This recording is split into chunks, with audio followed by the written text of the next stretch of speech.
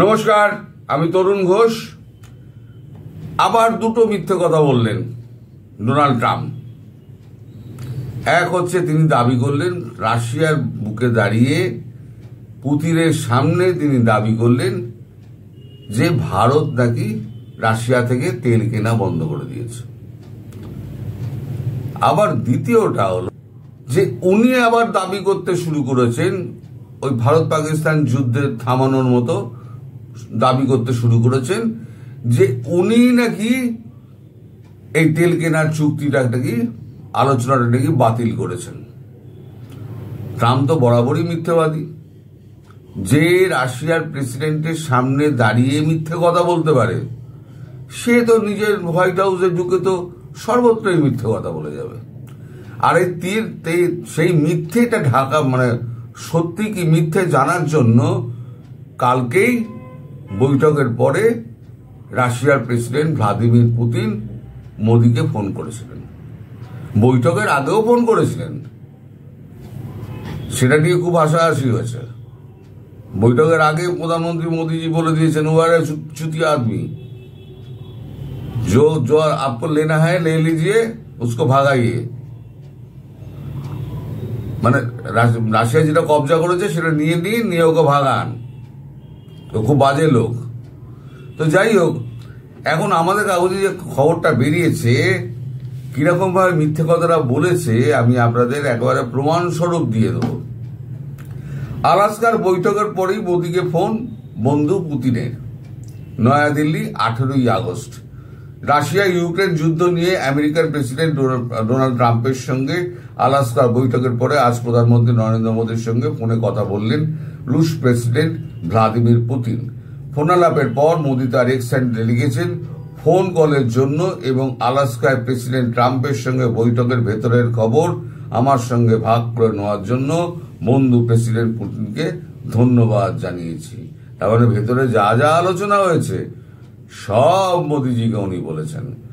ওই বৈঠকের আগে যেটা বললাম, বৈঠকে মোদিজির সঙ্গে কথাবার্তা বলে গিয়ে তারপরে তো বৈঠকে বসেছেন। বৈঠক শেষ হওয়ার পরেতে হাসতে হাসতে যা যা হয়েছে সেগুলো মোদিজিকে বলেছেন। সেটাই মোদিজি টুইট করে বলেছেন যে ভেতরের খবর আমার সঙ্গে ভাগ করে নেওয়ার জন্য ধন্যবাদ। তার মানে ঘুরিয়ে ট্রাম্পের নাম না করে মোদিজি ট্রাম্পকে একটা ঠেসা মারলেন। তারপরে কি বলা হচ্ছে, ভারত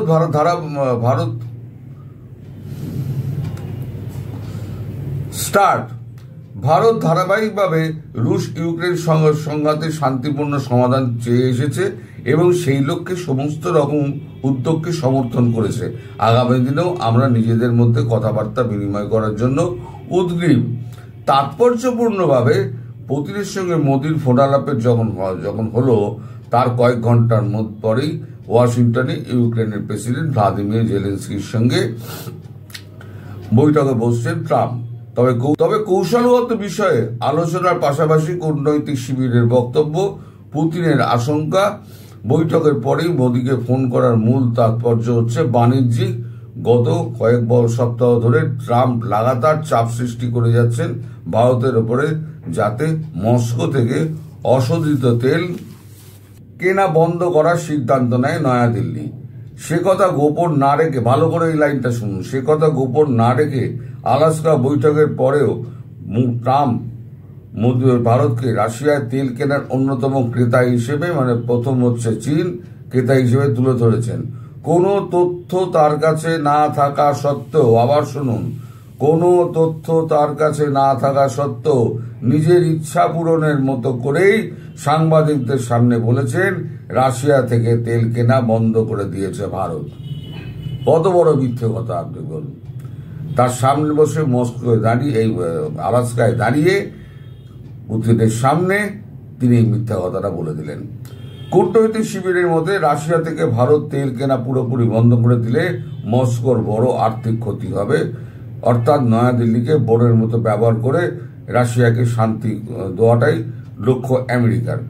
আলাস্কা পর্ব শেষ হতে পুতিনের মোদীকে ফোন করার অন্যতম কারণ রাশিয়ার প্রেসিডেন্টও বুঝতে চাইছেন নয়াদিল্লি অশোধিত তেল রপ্তানি এবং সামরিক ক্ষেত্রে অস্ত্র ও প্রতিরক্ষা সরঞ্জাম কেনা বা যৌথ উৎপাদনের জন্য প্রশ্নে কোনো বিশেষ নীতি নিয়েছে কিনা, এই ব্যাপারে মোদির সঙ্গে ট্রাম্পের কোনো কথা দেওয়া হয়েছে কিনা এটা জানার জন্যই মোদিজিকে ফোন করেছিলেন রাজবীর প্রদীপ।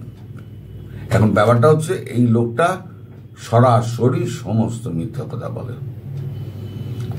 যা মিথ্যে বলবে একেবারে মুখের ওপর মিথ্যে বলবে, আবার পাল্টি খাওয়ার সময় আবার একবারে সবার সামনে পাল্টি খেয়ে যাবে। তো একে ভারত তো বিশ্বাস করে না। লোকরা এরকম আমাকে কমেন্টে লিখছেন, আমেরিকা তো বলছে আমেরিকাই চুক্তি বাতিল করেছে। আসলে চুক্তি বাতিল আমেরিকা করেনি, চুক্তি বাতিল ভারত করেছে। ভারত 16 তারিখে ভারত বন্ধ করেছে, 17 তারিখে আমাদের কাগজে এসছে। 17 তারিখে যখন 6টা কততে আমি দিয়ে দিচ্ছি আপনাদের ও টুইটটা, সেখানে দেখুন উনি বলছেন যে ভারতের সঙ্গে আমরা ট্রেড ডিল বন্ধ করে দিয়েছি। সরাসরি মিথ্যে কথা বলছেন। আবার এদিকে আজই গতকাল রাতে, গভীর রাতে, মানে আমাদের সময় অনুযায়ী গভীর রাতে আর আমেরিকার দুপুরবেলা জেলেনস্কির সঙ্গে ইউরোপীয় ইউনিয়নের নেতাদের সঙ্গে বলা যায় ট্রাম্পের একটা বৈঠক ছিল ইউক্রেন নিয়ে। সেই বৈঠকের কি ফলাফল হয়েছে আমি জানি না, কিন্তু বৈঠকে যেভাবে ট্রাম্পকে বোঝানোর চেষ্টা করা হচ্ছে, সেখানে উপস্থিত সকলে, কিয়ের স্টারমার, ম্যাক্রো, মেলোনি, স্টারবি, সবাই ওখানে উপস্থিত।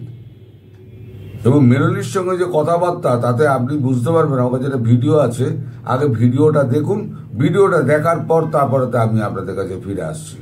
Prime Minister Meloni of Italy, who's a really great leader and an inspiration over there. She's served now, even though she's a very young person, she's served there for a long period of time relative to others. They don't last very long. You've lasted a long time. You're going to be there a long time. Please, Georgia, go ahead. Well, thank you very much, Donald, Mr. President, for hosting us today in this important meeting. And I think it is an important day, a new phase, after 3 years and a half that we didn't see any kind of sign from the Russian side that there was a willing for dialogue. So something is changing, something has changed, thanks to you, thanks also to the stalling in the battlefield, which was achieved with the bravery of Ukrainians and with the unity that we all provided to Ukraine. And the reason why I mention it is that we also have to remind that if we want to reach peace and if we want to guarantee justice, we have to do it united. So that's why it's a very good day, the one we are in. You can obviously count on Italy as it was from the beginning. We are on the side of Ukraine, and we do absolutely support your efforts towards peace. We will talk about many important topics. The first one is security guarantees, how to be sure that it won't happen again, which is the precondition of every kind of peace. I'm happy that we will discuss about that. I'm happy that we will begin from a proposal, which is the, let's say, Article 5 model, which was Italian at the beginning. So we are always ready to bring our proposals for peace, for dialogue. It's something we have to build together to guarantee peace and to defend the security of our nation. So thank you, Mr. President, for hosting us. Thank you very much. Meloni বা European ইউনিয়নের নেতারা যতই বোঝাক, Trump কিন্তু চালাকি করে Ukraine যুদ্ধ থেকে বেরিয়ে এসছে। এবার ইউরোপিয়ান ইউনিয়নের হাজার ক্ষমতা থাকলো, মানে অত শক্তি নেই, অত মানে এই নেই, অস্ত্রশস্ত্র সৈন্যবল অত নেই, অত টাকাও নেই যে একা ইউক্রেনকে অস্ত্র সাপ্লাই করে যাবে, অর্থ দিয়ে যাবে। অর্থাৎ এর মানে এটা দাঁড়াচ্ছে যে ইউক্রেনকে তার ওই 5টা অঞ্চল ছেড়ে দিতে হবে। ঘুরিয়ে ট্রাম্প খেলে দিয়েছে যে তুমি ওই 5টা অঞ্চল নিয়ে নাও, আর আমার এই এফএমজিসি কোম্পানি যেগুলো আছে, যেগুলো শস্য ক্ষেত্রে সব দেখাশুনো করবে, আর রিকনস্ট্রাকশনের ব্যাপারটা আমার যে কোম্পানিকে বলা হয়েছে সেই কোম্পানিকে দিয়ে দাও। Deal is complete. বলি চড়ে গেল জেলেনস্কি। মাফ করবেন, আজকে আমার গলাটাও ধরে আছে। তো বলি চড়ে গেল জেলেনস্কি।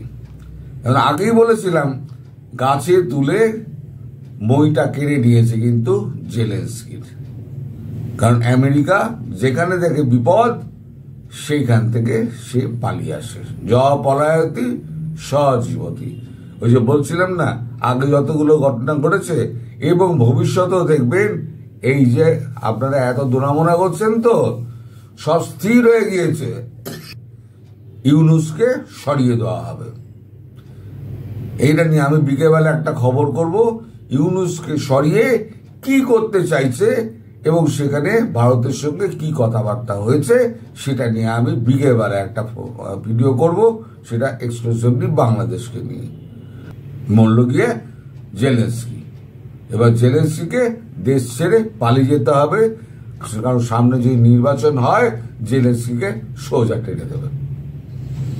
আপাতত এখানেই শেষ করছি। সবাই ভালো থাকবেন, সুস্থ থাকবেন এবং সাবধানে থাকবেন। নমস্কার।